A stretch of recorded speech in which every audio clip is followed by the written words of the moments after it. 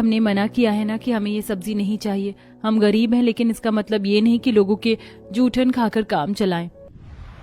देखा तुमने इन गरीबों का घमंड। एक तो हम इन पर तरस खाकर इन्हें अपनी जूठन दे रहे हैं, और ये है कि इसे ठुकरा रहे हैं। इससे अच्छा तो ये सब्जी हम कुत्तों को डाल देते। तुम तो हमारी जूठन खाने के भी लायक नहीं हो। चलो ये सब्जी कुत्तों को डाल देते हैं। तुमसे अच्छा नसीब तो हमारी गली के कुत्तों का है, कम से कम उन्हें ये सब्जी तो खाने को मिलेगी। मेघा और महिमा की बात सुनकर पार्टी में मौजूद सभी लोग इन दोनों गरीब बहुओं पर हंसने लगते हैं। इतनी जिल्लत होता देख दोनों अपने गरीब घर के अंदर आ जाती हैं। आखिरकार क्यों ये अमीर पड़ोसन इन दोनों गरीब बहुओं की इस तरह सरेआम बेइज्जती कर रही थी, और क्यों ये गरीब बहुएं भी चुपचाप इनकी जिल्लत को सह रही थी। आइए इसे जानने के लिए कहानी में थोड़ा पीछे चलते हैं। ये क्या बिट्टू, आज भी मम्मी ने टिफिन में सिर्फ रोटी दी है? तुम्हारे टिफिन में भी सिर्फ रोटी ही है ना? हाँ पिंकी, मैंने माँ से कहा था कि आज वो हमें लंच में सब्जी दे, लेकिन उन्होंने आज भी सिर्फ रोटी दे दी। लगता है आज भी सिर्फ रूखी रोटी खाकर पानी पीना होगा। ये देखो रोहन, आज मेरी मम्मी ने कितना टेस्टी राजमा की सब्जी बनाई है। तुम्हारे टिफिन में क्या है? मेरी मम्मी ने तो मटर पनीर बनाया है। वो तो कह रही थी कि आज शाम को वो खाने में मिक्स वेज बनाएंगी। क्लास के सभी बच्चों को अलग अलग तरह की खुशबूदार और स्वादिष्ट सब्जियों के साथ रोटी खाता देखकर इन दोनों भाई बहनों के गले से रूखी रोटी का निवाला नहीं उतरता है। छुट्टी होने के बाद दोनों उदास होकर अपने घर आ रहे होते हैं, तो वहीं दूसरी तरफ आज तो आप काफी तरह तरह की सब्जी लेकर आए हैं। काम करिए, मुझे शिमला मिर्च, गाजर, मटर, गोभी, आलू और ये लौकी भी दे दीजिए। अरे बहन जी, आप दोनों भी आकर सब्जी देख लीजिए। काफी ताजी हरी सब्जी लेकर आया हूँ मैं। अरे भाई साहब, आप किन्हें सब्जी लेने के लिए कह रहे हैं? इन्हें, जिनके घर में मुश्किल से महीने में एक बार दाल आती हो। रोज रूखी रोटी खाते हैं, इतनी गरीबी में जी रहे हैं, लेकिन ये नहीं कि ये दोनों भी कहीं कुछ जाकर काम कर ले। एक तो 2 बार तो मैंने इन्हें अपने घर में साफ सफाई का काम देने के लिए कहा, लेकिन दोनों ने मना कर दिया। पैसे भी नहीं है और अकड़ भी दिखानी है। अपनी आस पड़ोस की औरतों की बात सुनकर बेचारी सेजल और अनामिका को काफी बुरा लगता है कि तभी दोनों बच्चे स्कूल से घर आ जाते हैं। आप हमें रोज रोज रूखी रोटी क्यों दे देती हो? हमसे रूखी रोटी नहीं खाई जाती। क्लास के सभी बच्चे इतनी अच्छी अच्छी सब्जियों के साथ रोटी खाते हैं, और एक हम हैं जो किसी गाय की तरह रूखी रोटी चढ़ाते हैं। अरे बच्चों, वो क्या है ना, आजकल बाजार में सब्जियां अच्छी नहीं आ रही, सब में कीड़े लगे आ रहे हैं। अब कीड़े वाली सब्जी खाओगे तो बीमार पड़ जाओगे ना। जब बाजार में अच्छी सब्जी आएगी तो मैं तुम्हें अच्छी अच्छी सब्जी बनाकर खिलाऊंगी, और कल से मैं तुम्हें रोज पराठा दूंगी। फिर तुम्हें सूखी रोटी नहीं खानी पड़ेगी। पराठे के नाम पर दोनों बच्चे बहुत खुश हो जाते हैं और बाहर खेलने के लिए चले जाते हैं। कैसे समझाएं मासूम बच्चों को कि क्यों हमारे घर में सब्जी नहीं बनती? कब तक बिना सब्जी के रूखी रोटी खानी पड़ेगी? अब तो मेरे गले से भी रोटी का निवाला नहीं उतरता है।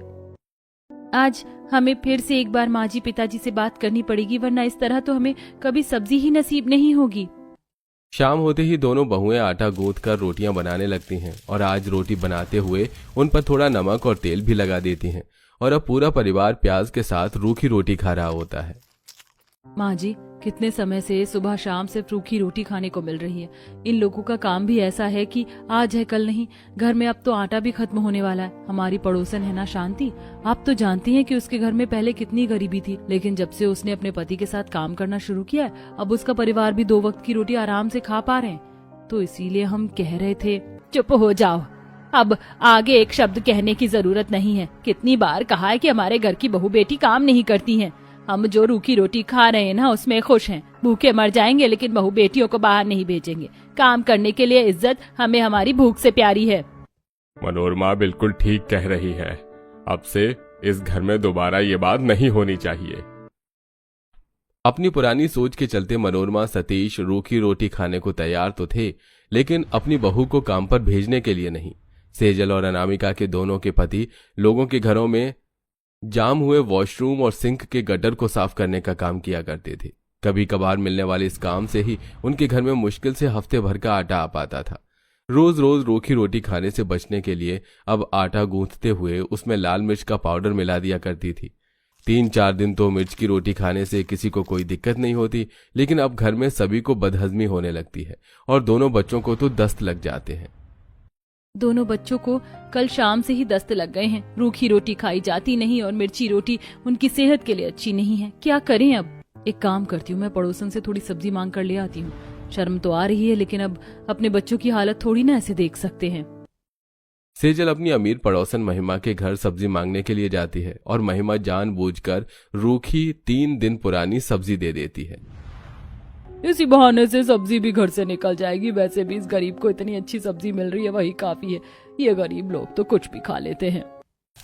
इस बात से अनजान सेजल 3 दिन पुरानी सब्जी को घर ले आती है और गर्म करके सभी को देती है। सभी जैसे ही सब्जी का पहला निवाला खाते हैं, ये सब्जी कितनी अजीब लग रही है, इसमें से तो हल्की हल्की महक भी आ रही है।